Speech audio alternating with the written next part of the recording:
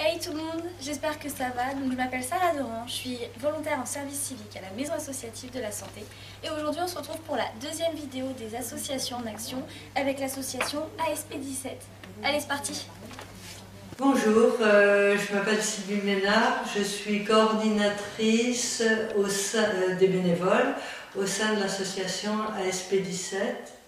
Alors l'ASP17, c'est l'association pour le développement des soins palliatifs. Donc le but de l'association est d'assurer une présence auprès des personnes en fin de vie, voire de les accompagner dans leurs derniers instants, et aussi d'accompagner toutes les personnes qui ont eu un diagnostic lourd et avec une maladie longue. Voilà. D'accord.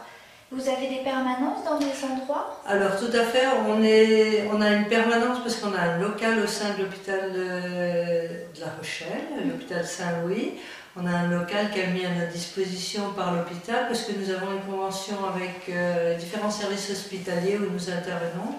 Donc pour la région, la Charente-Maritime, on intervient à l'hôpital de La Rochelle, à l'hôpital de Saintes, à l'hôpital de Royan, à l'île d'Oléron, sur l'île de Ré, de même dans des établissements pour personnes âgées tels que les EHPAD ou maisons de retraite. Très bien. Et donc vous avez dit que vous êtes coordinatrice des bénévoles. Et donc ça consiste à quoi du coup votre rôle?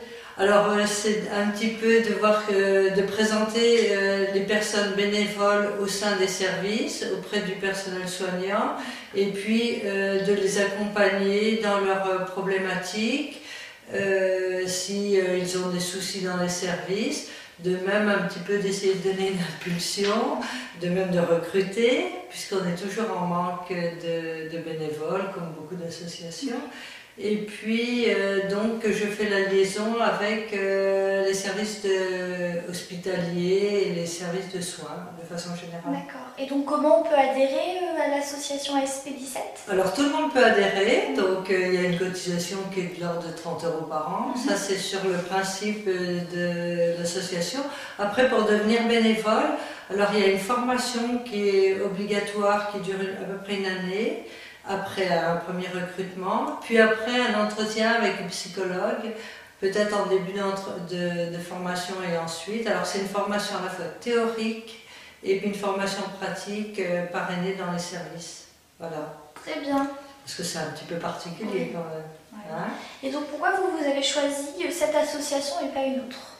En fait, c'est lié à mon parcours personnel. Donc moi-même, j'ai eu à accompagner des proches. Et puis, c'est quelque chose qui m'a toujours intriguée sur cette solitude, enfin, le fait d'être seule dans ces moments-là. Il y a beaucoup de personnes qui ont un sentiment très très fort de solitude. Et puis, je trouve que c'est un acte citoyen jusqu'à la fin de la vie, donc d'être représentant de la société civile auprès de ces personnes-là jusqu'au bout, qu'elles ne sont pas isolées parce qu'elles sont en train de partir. Et qu'est-ce que vous apporte du coup votre engagement associatif dans votre vie de tous les jours? C'est un super enrichissement parce que je rencontre des gens que je n'aurais peut-être pas rencontrés par ailleurs.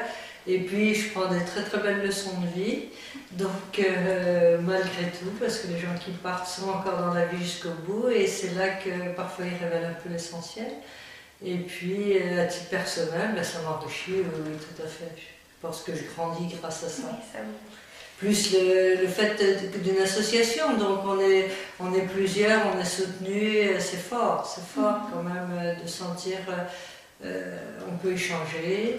On a d'ailleurs un groupe de parole obligatoire une fois par mois avec soit un psychiatre, soit un psychanalyste pour rapporter tout ce qu'on a connu et rencontré dans la semaine qui précède. D'accord, très bien. Je vous remercie. De rien. Merci d'avoir regardé la vidéo tout le monde, j'espère qu'elle vous a plu. Je vous invite à aller du coup sur le site de la Maison associative de la santé ainsi que le Facebook et puis on se retrouve pour le prochain épisode. Allez, salut!